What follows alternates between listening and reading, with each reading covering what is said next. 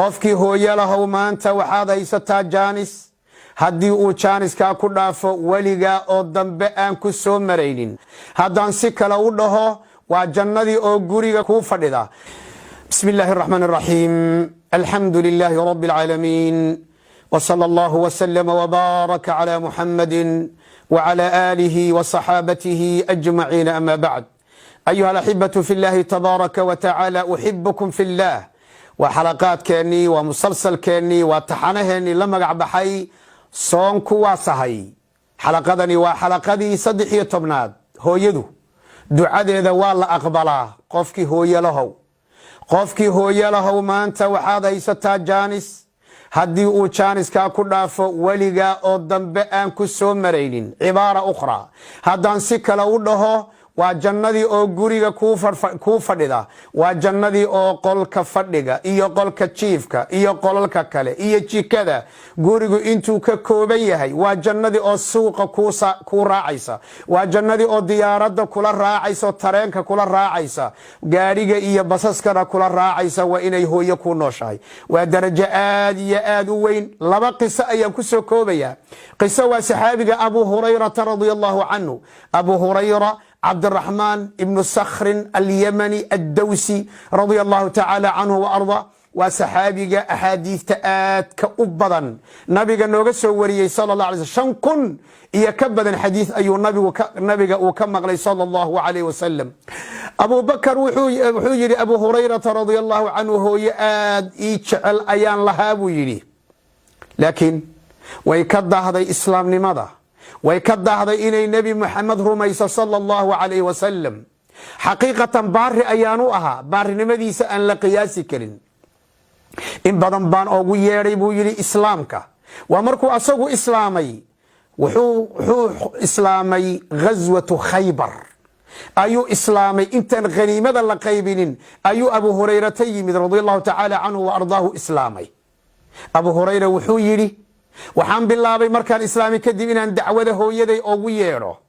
kor baan ugu sheegay, hoos baan ugu sheegay, hooyanimo ayaan hoosta oga galay. laakiin maalintii igu darayd, maalintii igu adkayd, maalintii igu xanuunka badnayd waa maalintii ay nabi maxamed cayday sallallahu alayhi wa alihi wa sallam. nacam, maalintaasi waan walwalay oo waan walbahaari buu yidhi, aniga oo og in nabiga ducadiisa la aqbalo. bimacnaa habaarka nabiga iyo ducada nabigaba ayadoo la aqbalo. waxaan sidii buu yidhi maanta hooyadaa way u dhammaatay oo xaqan waa sidaas weeye. oo hadda reer daws oo dhan soo kii nabiga intuu u duceey yidhi allaahumma hdi dawsan wa'ti bihim, ilaahayow reer daws oo dhan soo hanuuniyo ayagoo socda ii keen. wayna dhacday. abu hurayrata wuu ogaa in ducada nabiga sidaa loo aqbalayo صلى الله عليه وسلم. أرد بان إسا السودايي بو يري أنيقو قلبي سائي قراع ميو. نبي قانو إمادي بو يري عليه الصلاة والسلام. وحائري بو يا رسول الله صلى الله عليه وسلم أبو هريرة هو يدي أدعيه ما أنت دعوة مركان أبو يري أذيك أيكو قادي. أنيقو آدو قول بهرس النبي وحوله دونه صلى الله عليه وسلم. النبي وحيري اللهم اهدي أمي أبي هريرة. إله يو أبو هريرة هو يدي إله يو هنوني.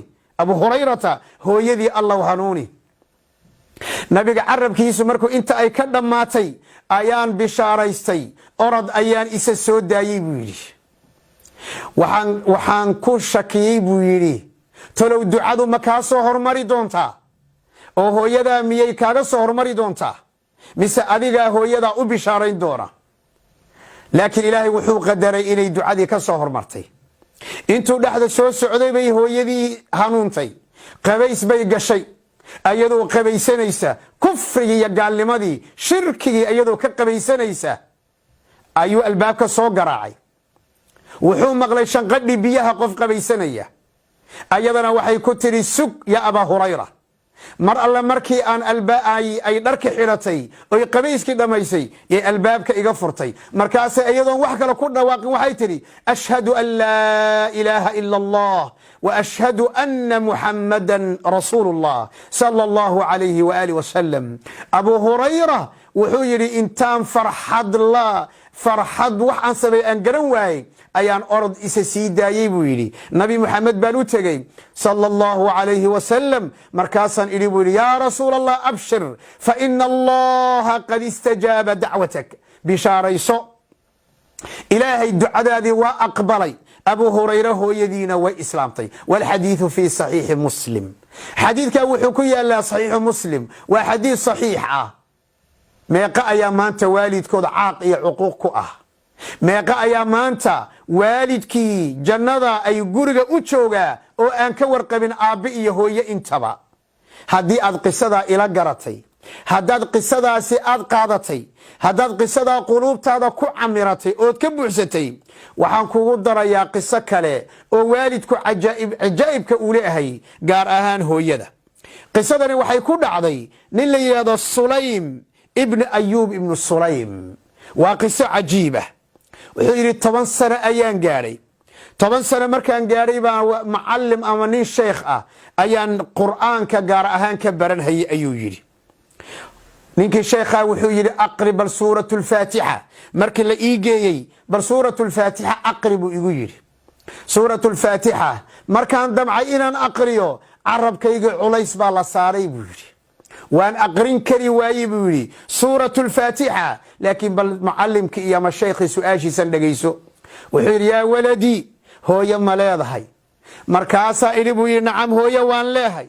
waxaad ku dhahdaa orodoo hooyadaa u tago, waxaad ku dhahdaa sheekhii ama mucallimkii wuxuu yidhi inaad ii ducayso. nacam. markaasay wiilkiibay u ducaysay. waa uu ku soo noqday. wiilkii yarkaa qur'aankii wuxuu u aqriyay ka'annama in waxyi lagu soo dejiyey. wuxuu yidhi, aan soo arunayaa kiliibka inuu dheeraadaan diidanaye, wuxuu yidhi goortii aan xoogaa weynaaday baan waddanka ciraaq la yidhaahdo ayaan weliba aaday baqdaad, caasimaddaan aaday buu yidhi. wuxuu soo bartay wax alla wixii culuum ahaa ee baqdaad yaallay buu soo xumbaaray sulaym ibnu ayuub ibnu sulaym. kadibna waxaan ku soo noqday buu yidhi tuuladii yarayd een deganaa, sheekhiina uu joogo waagii. laakiin sheekhii waa ii iloobay, waayo ilmo 10 sano 10 jir baan ahaa. maanta waxaan soo noqday buu yidhi anigoo caalim ah oo cilmi xumbaarsan oo isbedelay oo garkaygu intaa ila egyaan soo noqday buu yidhi. asaga oo mukhtasarulmusani, waa kitaab ka mida kutubta shaaficiyada, asagoo mukhtasarulmusani saa u kala tuuraya oo saa u aqrinaya oo xertu dhinac walba qof xoqon haya uusan jirin, ayaa ninkii macallinka ahaa ee waagii ama sheekhaabaa ii soo galay. markaasuu yidhi ima garanayo qofkaana, wuxuu yidhi buu yidhi qofka cilmigan aad xambaarsan tahay oo kale doonaya inuu barto see ku gaari karaa? markaasaa waxaan damcay buu yidhi inaan ku dhaho hooyadaa ka soo ducayso. kadibna aan qisadii u sheego. hooyadaa ka ducayso inaan dhahaan damcay buu yidhi. kadibna waan xishooday. ara'aytum ayuha alikhwa wa ayuha alaxiba rijaalan wa nisaa'an sigaaran kibaaran wa sigaaran, miyaydan arkaynin qofka waalid haysta maanta xataa cilmiga uu baranayo ducada waalidka inay ku xidhan tahay?